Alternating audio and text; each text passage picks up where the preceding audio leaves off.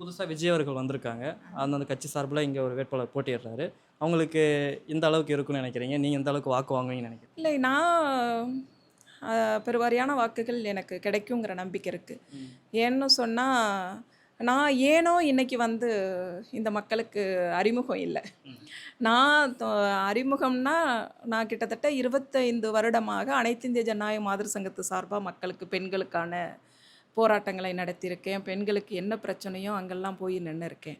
அதே மாதிரி Marxist communist கட்சியின் சார்பாக இன்றைக்கி விவசாயிகளுக்கு, விவசாய தொழிலாளர்களுக்கு, இப்படியே இளைஞர்களுக்கு, இது மாதிரியான எல்லா இதுலேயும் வந்து நம்ம தலையிட்டு போராட்டங்கள் நடத்தியிருக்கோம். ஒரு போராளியாக தான் நான் இன்றைக்கி வந்து இந்த களத்தில் நிற்கிறேன்னு தவிர, ஏதோ இன்றைக்கி தேர்தலுக்காக மட்டும் நான் இந்த இடத்துல வந்து நான் நிற்கலை அப்படிங்கிறது மக்களுக்கே தெரியும். பரவாயில்ல, மக்களுக்கே தெரியும் அப்படிங்கிறத தான் நான் பார்க்குறேன். இந்த பகுதிகளில் நான் இந்த சட்டமன்றத்துக்கு உட்பட்டு இந்த சட்டமன்ற தொகுதி வேட்பாளராக நான் நிற்கிறதுலையும் பெருமைப்படுறேன். அதில் மக்களும் பெருமையோடு பார்க்குறாங்க, பெரும் மகிழ்ச்சியாக இருக்காங்க அப்படிங்கிறது தான்.